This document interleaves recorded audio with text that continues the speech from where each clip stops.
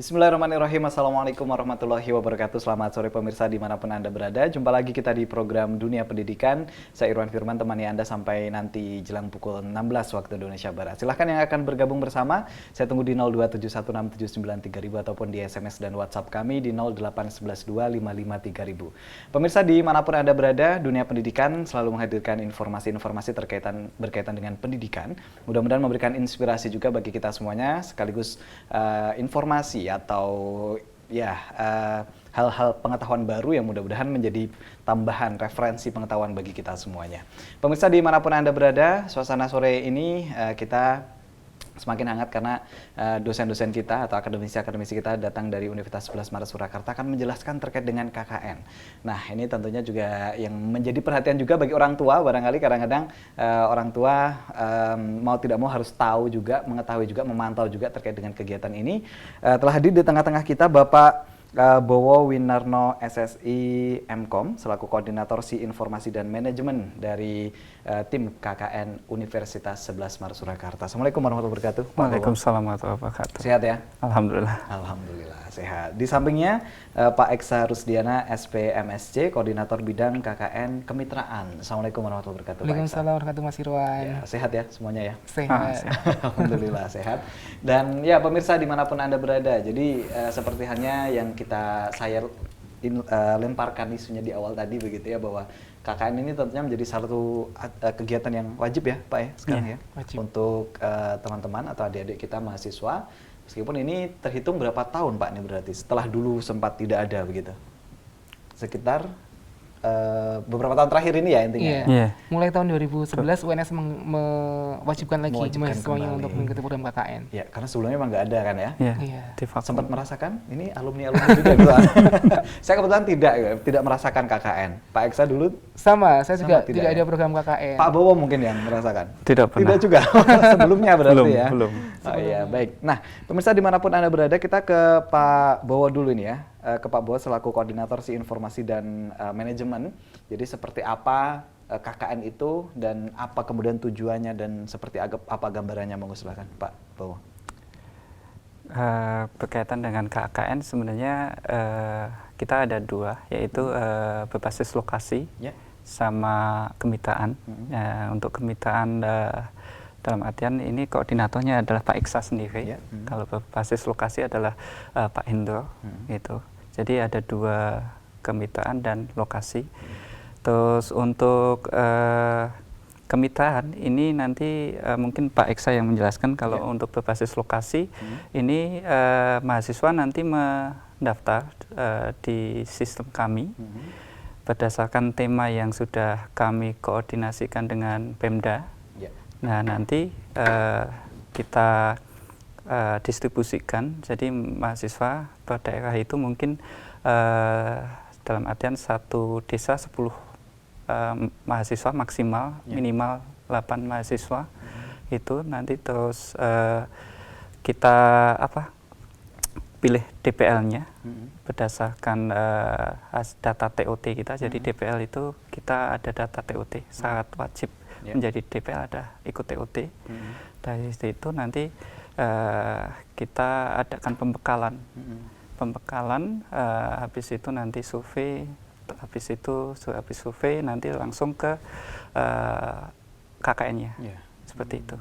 Baik, ya jadi ada dua jenis ya pemirsa terkait dengan lokasi dan kemitraan ya, Pak Bowo ya. Dan ya untuk adik-adik yang mengikuti KKN mungkin saat ini putra-putrinya sedang dititipkan juga, sedang kuliah di UNS barangkali. Wah ini Ibu, Bapak sebentar lagi mau KKN gitu ya. Dan gambaran kalau di lokasi itu bakalan seperti apa begitu. Kadang-kadang kan orang tua banyak yang nggak tahu juga ya kegiatan KKN. Monggo silakan. Kalau di lokasi yang penting disiapkan adalah mental ya. Biasanya kan kita di suatu tempat yang baru, kita harus butuh adaptasi lingkungan yang baru, sehingga kita harus menyesuaikan lingkungan, itu yang pertama.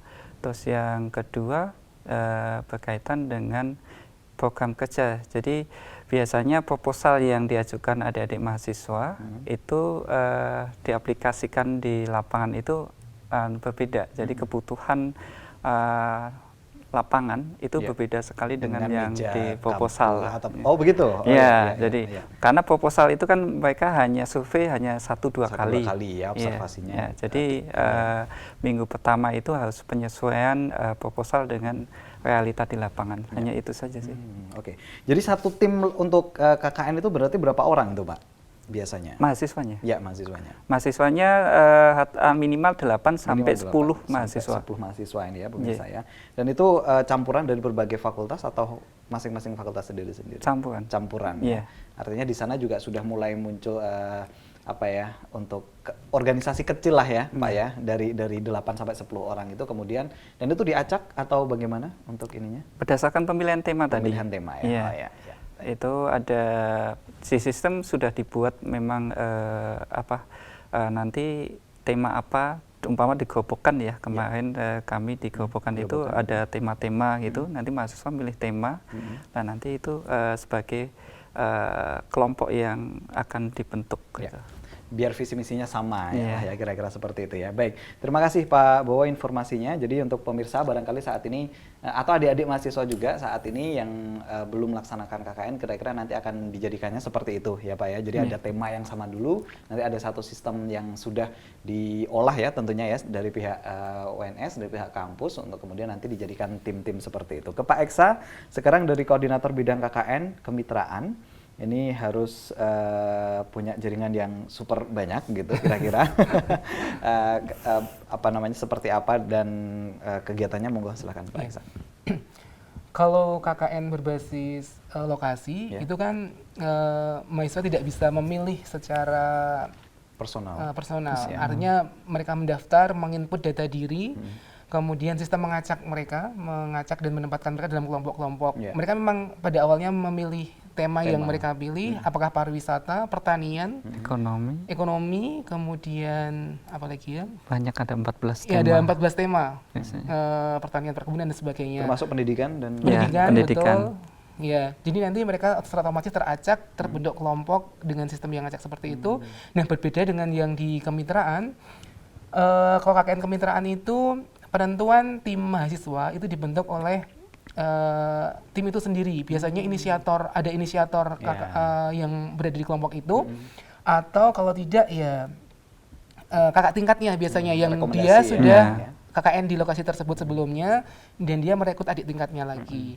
Nah, kalau lokasi yang KKN berbasis lokasi itu ada di sekitar Solo Raya, Solo, kemudian Klaten, Boyolali, Grobogan, Wonogiri, Sukoharjo, Gunung Kidul, Magetan, mana lagi ya? Ngawi. Di antaranya itu. Nah, kalau kami yang di lokasi di KKN Kemitraan itu bisa kemudian di Jawa maupun luar Jawa. Ya. Dan bisa juga di luar daerah KKN berbasis lokasi tadi. Makanya di di periode Januari Februari tahun 2020 yang baru saja ini, kita menempatkan mahasiswa UNS di Temanggung, di Magelang, kemudian di Lombok, itu ada sekitar 4 kelompok sendiri, 80 mahasiswa. Kemudian dari Wakatobi, Sambas, daerah perbatasan Kalimantan Barat, perbatasan Indonesia Malaysia. Satu KKN di luar negeri, di Sabah Malaysia, yang membimbing ini ya, kelompok migran TKI. Kemudian ini tahun periode Juli Agustus sudah ada yang pengen membuka di Sumatera Barat, juga sudah ada pembukaan seleksi. Kemudian di Papua tahun ini periode ini juga ada yang sedang open recruitment seperti itu. Alhamdulillah. Jadi ini harapannya kalau kemudian di Tridharma Perguruan Tinggi salah satunya adalah pengabdian kepada masyarakat ya Pak ya. Ini juga sepertinya menjadi stimulus juga bagi adik-adik kita suatu saat kamu terjun di lapangan nih, gitu ya Pak ya. Kamu terjun di lapangan dan akan membaur dengan masyarakat dan kemudian tugas-tugasnya mungkin yang sudah didapatkan dari kampus akan ditransfer di sana, kira-kira seperti itu. Nah, ini menarik ya pemirsa karena ada 2 sistem seperti ini, ada lokasi dan juga kemitraan, di mana ini karena kan ini tahunan ya Pak ya, agenda tahunan kan ya? Setahun 2 kali. Setahun 2 kali. Per semester. Ya, per semester berarti ya. Baik, jadi ini minimal semester berapa berarti Pak untuk adik-adik yang KKN? Saatnya 100 SKS, harus sudah menempuh mata kuliah 100 SKS. Ya. itu syaratnya ya. Iya. Dan wajib kan ya ini ya? Wajib. Wajib. Baik, jadi butuh persiapan juga gitu ya. Dan tentunya ini selain menjadi koordinator untuk kegiatan KKN di bidang kemitraan dan juga informasi dan manajemen, ini mewakili Prof. Sudibyo ya Pak ya sebenarnya ya untuk keseluruhan begitu ya, secara keseluruhan. Nah, kalau secara pribadi Pak Eksa dan Pak Bowo sendiri ini juga pernah menjadi pembimbing barangkali dari Pak Eksa dulu? Pernah. Ya. Saya pernah menjadi dosen membimbing. Kami sama-sama berdua pernah membimbing di lokasi yang sama. Ya, di Sambas, di perbatasan Indonesia Malaysia yang di Kalimantan Barat. Ya. Itu. Nah, ini pemirsa kan juga butuh pemahaman ya. Nanti kira-kira di lapangan itu seperti apa adik-adik kita. Jangan-jangan anak-anak saya cuman main-main aja di sana atau cuman bikin konten gitu aja. Barangkali Pak Eksa dulu nih Pak, pengalaman membimbing, mengantarkan adik-adik kita sampai di titik KKN gitu Pak. Iya. Saya ingin bercerita tentang KKN yang di Sambas, ya, karena itu merupakan salah satu KKN yang menurut saya sangat berkesan, karena di sana itu adalah berlokasi sekitar 10 km ya Pak, bahwa dari gerbang perbatasan Indonesia Malaysia. Kita berpikir bahwa daerah image kita kan daerah perbatasan 3T, terdepan, tertinggal, terluar itu memang betul-betul kondisinya jauh dari yang jauh di dari pusat ya. Sehingga memang di sana akses transportasi umum itu memang belum ada.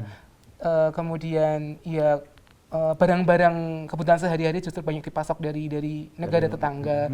Tapi belakangan ketika sudah dibangun border, kemudian dibangun pos lintas batas negara yang lebih bagus, itu akses masyarakat di sana untuk mendapatkan barang-barang yang dari negeri sendiri sudah mulai gampang. Nah, ini yang satu hal yang menurut saya pribadi sebagai dosen dan juga mahasiswa yang image kita di Jawa adalah semuanya terpenuhi, ketika di sana ya betul-betul belajar prihatin. Selama mahasiswa yang KKN di sana itu ternyata hanya makan 2 kali sehari.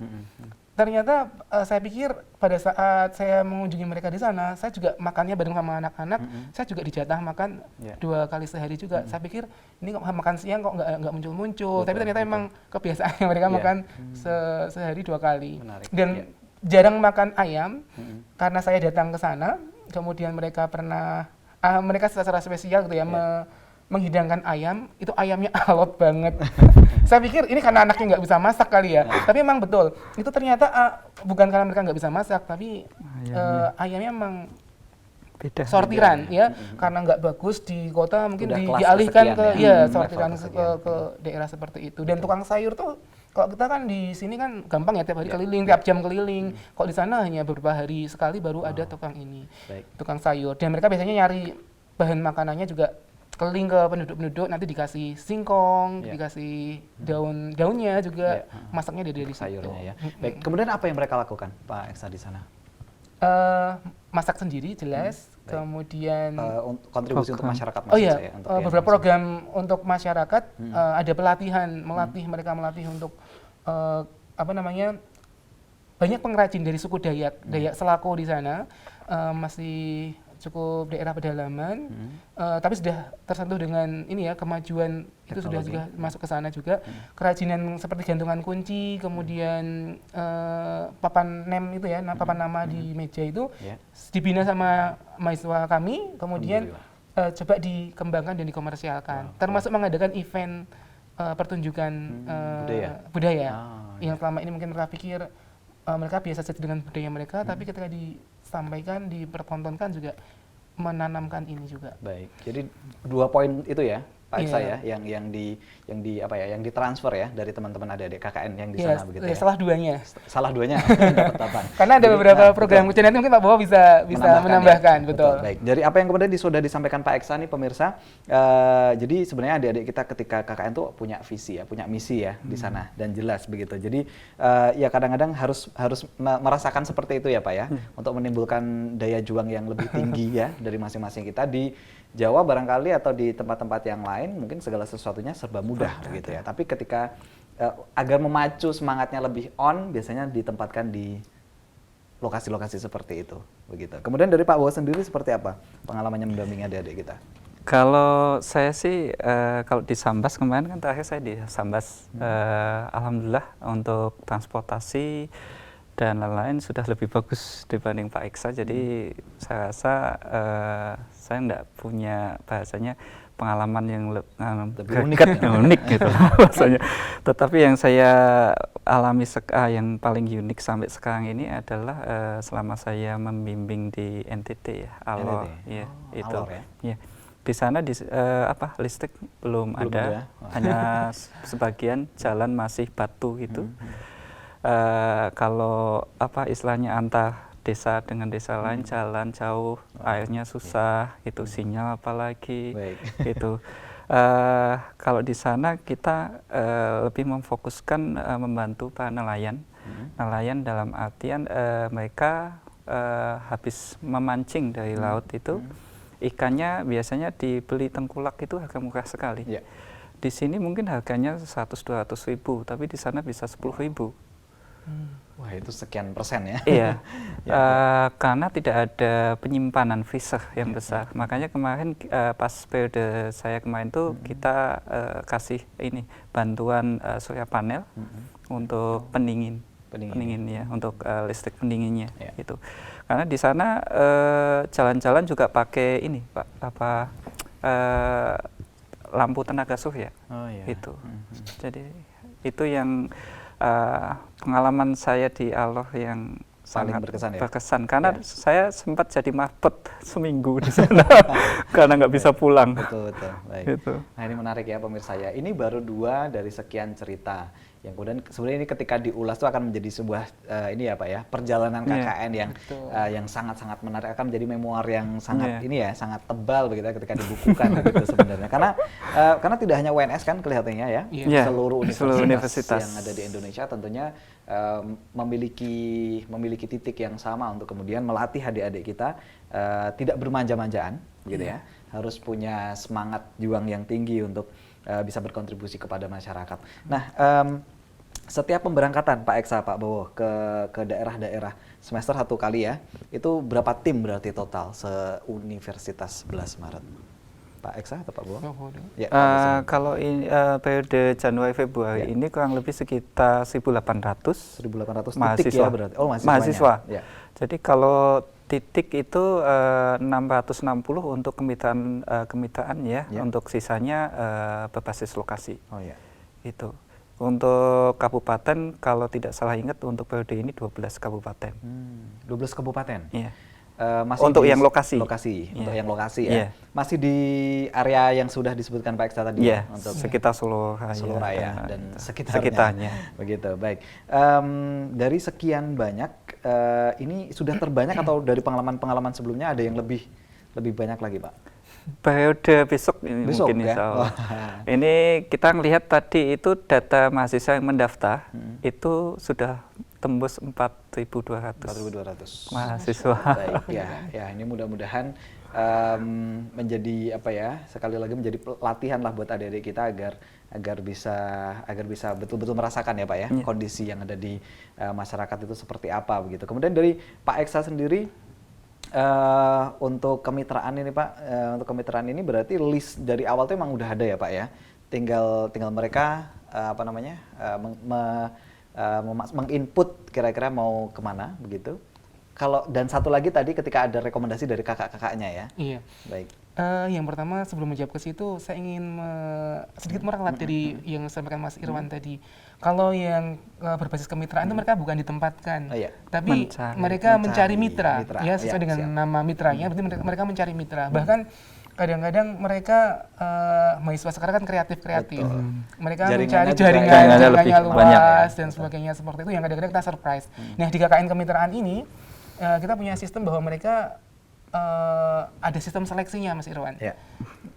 Jadi mereka mengajukan proposal, mencari mitra, baik itu bisa kemudian mitra masyarakat yang memang potensial untuk dikembangkan potensinya, atau mereka bermitra dengan perusahaan untuk memperoleh CSR-nya, ataupun dengan sponsor, dengan kementerian, pemerintahan daerah dan sebagainya. Nah, dari background seperti ini, mereka menyusun proposal, kemudian direview, diseleksi periode yang Januari Februari kemarin dari sekitar 37 39 proposal, kita 33. meloloskan 33 lokasi. 11 lokasi di luar Jawa dan 22 lokasi di Jawa. Seperti itu. Baik. Ya, menarik ya.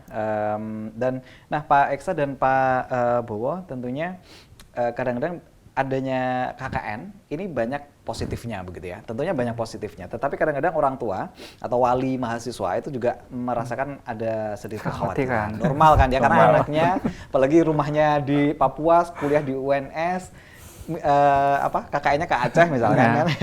Mereka kadang-kadang juga butuh pantauan yang sedemikian ketat, apalagi mungkin anak satu-satunya lagi. Dan tidak sedikit juga kan banyak peristiwa-peristiwa yang tidak diharapkan sebenarnya seperti itu. Kalau di 11 Maret sendiri seperti apa nih Pak agar orang tua juga nyaman begitu? Pak Bowo, silakan. Yang pasti harus berkomunikasi dengan kami. Contoh kejadian periode Juli kemarin, Pacitan kan ada wabah hepatitis. Ya, betul. Itu. Saat itu ya. Ya, orang tua Aisyahnya berpikiran bahwa seluruh Pacitan itu kena hepatitis. Padahal lokasi yang kena hepatitis itu sisi sebelah timur. Lokasinya paling sebelah barat. Itu. Jadi memang kita KKN itu tidak asal tempat. Gitu. Kita salah satu yang harus kita pikirkan adalah safety. Adik-adik ini biar istilahnya di KKN juga aman, nyaman. Jadi orang tua juga tidak ada kekhawatiran. Jadi mungkin nanti kalau umpama ada orang tua yang istilahnya khawatir bagaimana di lokasi aman atau tidak, mungkin lebih baik komunikasi dengan kami dulu. Betul. Lokasinya. Contohnya kayak kemarin di Gerobokan itu tanggul jebol, dikirain semua Gerobokan banjir gitu. Tapi faktanya hanya di sekitar tanggul saja. Betul. Itu pun hanya hitungan menit selesai. Surut airnya. Semacam itu yang mungkin yang harus dilakukan orang tua biar nanti tidak ada kekhawatiran itu. Toh sekarang juga sudah ada grup-grup yang bisa dibentuk juga ya. Dan orang tua juga bisa memantau di sana begitu. Dan ini menarik karena masing-masing tim KKN itu kan besar harapannya memberikan dampak perubahan ke arah yang lebih baik ya Pak ya, di titik-titik tersebut begitu. Dan mudah-mudahan Pak Eksa dan Pak Bowo suatu saat adik-adik kita bisa tampil di sini juga untuk memberikan informasi yang apalagi timnya yang benar-benar sukses gitu ya, memberikan impact yang betul-betul nyata gitu ya kepada masyarakat agar menjadi percontohan, kira-kira seperti itu untuk kegiatan KKN di Universitas 11 Maret khususnya begitu. Jadi untuk periode yang akan datang seperti Pak Bowo sampaikan ini akan lebih banyak, akan lebih ribet lagi mungkin ya, mengurusi sekian ribu adik-adik kita yang di kepalanya tuh udah muncul banyak hal. Saya akan melakukan ini untuk masyarakat, gitu ya Pak ya. Dan untuk untuk putra putri itu udah nggak ini lagi ya Pak ya, udah tidak ada pembedaan-pembedaan begitu. Artinya sesuai dengan tema tadi begitu ya. Misal Pak, kan ada 9 orang, putrinya mungkin 8 gitu ya. Dan putranya cuma 1. Ini kira-kira gimana nih? Dengan kasus-kasus seperti itu misalkan. Siapa ini Pak? Aduh, ya ini kasusnya memang gini Pak. Pernah mungkin ya? Pernah, dalam artian gini. Kita melihat realitas sekarang itu memang mahasiswi lebih banyak daripada mahasiswa. Ya. Untuk periode Januari Februari ini memang ada beberapa kelompok itu memang dari 9 mahasiswa itu satunya laki-laki, yang 8-nya putri. Memang kami gini Pak, satu kelompok itu memang kita usahakan ada laki-lakinya, biar nanti istilahnya belanja apa dan lain-lain kan biasanya aksesnya itu kan laki-laki biasanya, seperti itu aja sih. Oke, baik. Ya, ini menarik ya karena itu akan menjadi challenge tersendiri kan Pak, akan menjadi tantangan tersendiri begitu ya untuk adik-adik kita yang akan KKN di berbagai tempat yang ada di Indonesia. Kita lanjutkan nanti di sesi yang kedua, Pak Eksa, Pak Bowo, pemirsa dimanapun Anda berada, kita rehat dulu untuk menyimak beberapa informasi yang akan lewat berikut ini.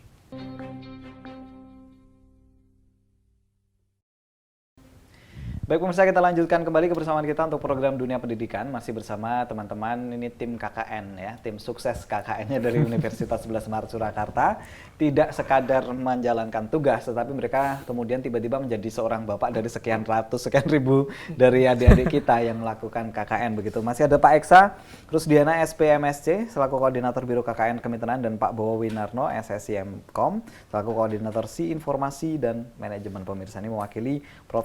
Sudibyo ya, selaku Ketua KKN ya Pak? Iya. Menyebutnya ya, Ketua KKN Universitas 11 Maret Surakarta. Nah, Pak, kembali ke Pak Eksa dan Pak Bowo ini terkait dengan adik-adik kita yang mengikuti kegiatan KKN. Jadi ini praktis berapa hari nih Pak berada di lokasi begitu Pak? Berapa lama? 45 hari. 45 hari. Iya. Gitu, jadi udah hampir 2 bulan ya? Ya,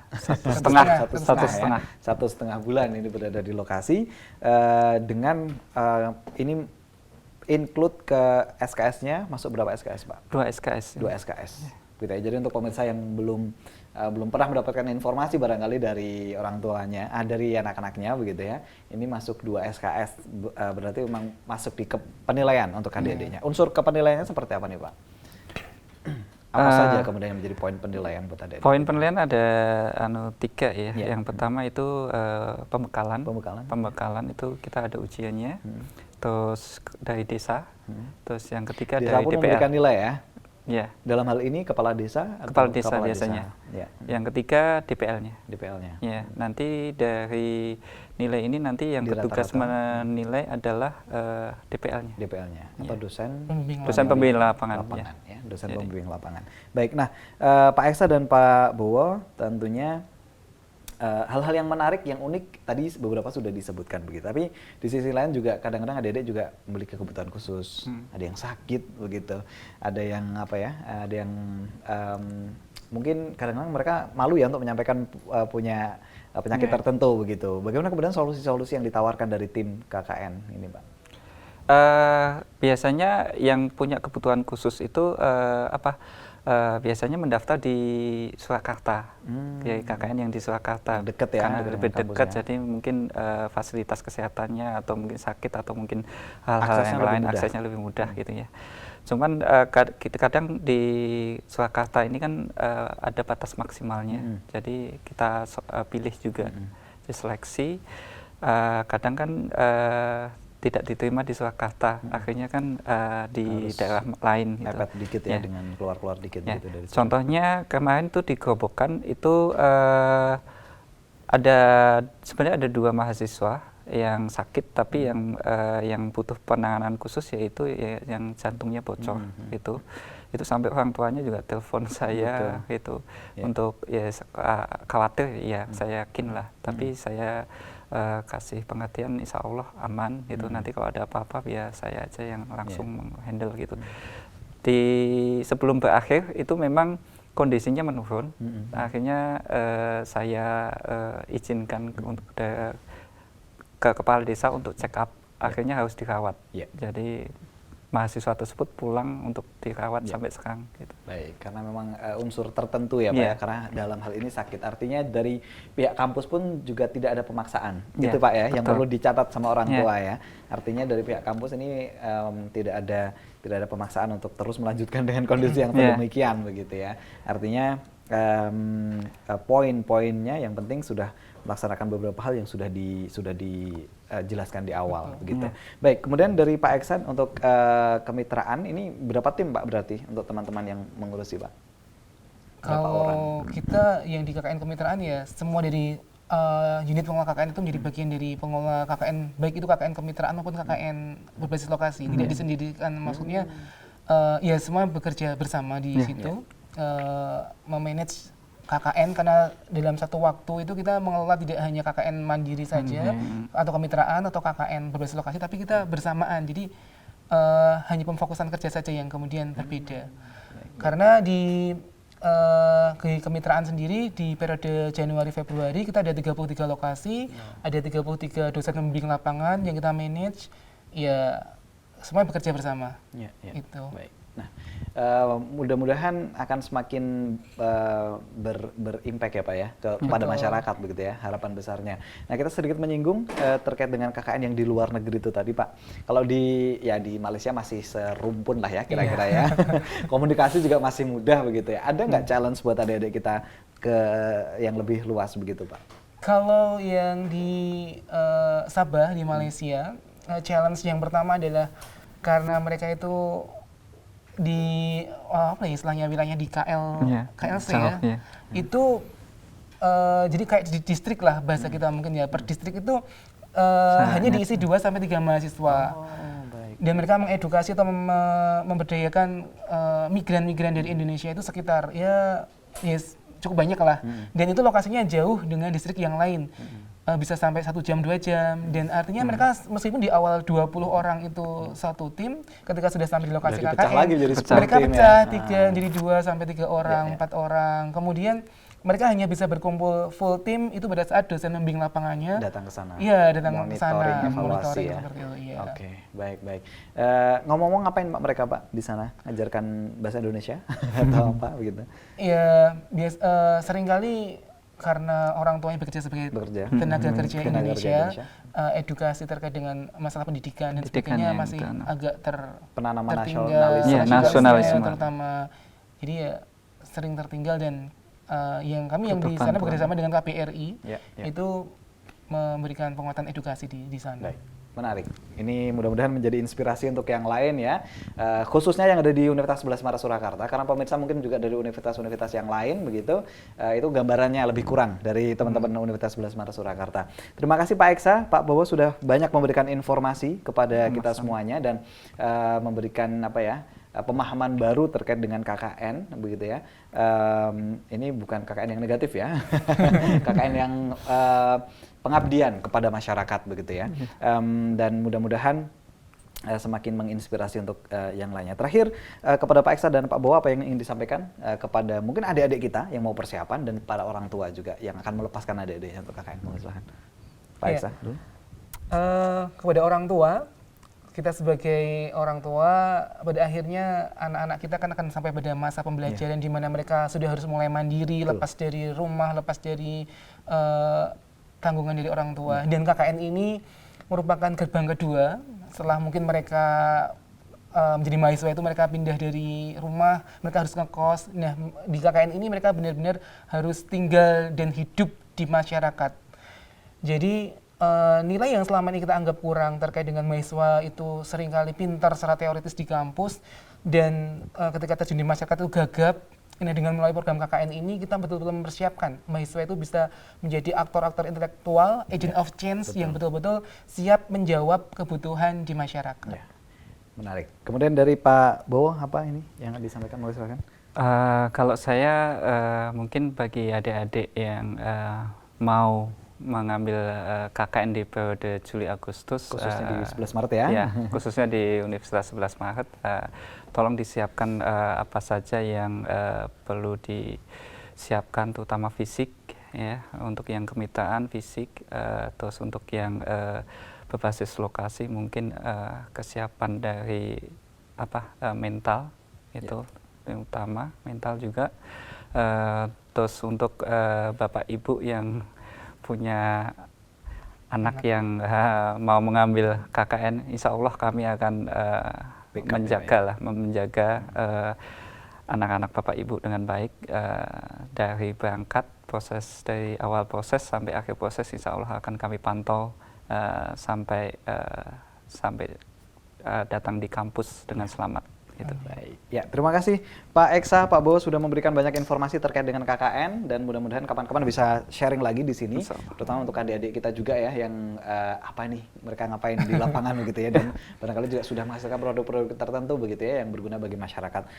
Selamat kembali ke kampus, salam hormat tentunya untuk teman-teman di sana. Assalamualaikum warahmatullahi wabarakatuh. Waalaikumsalam warahmatullahi wabarakatuh. Pemirsa dimanapun Anda berada, saya sudah kebersamaan kita untuk program Dunia Pendidikan. Terima kasih perhatian Anda dan assalamualaikum warahmatullahi wabarakatuh.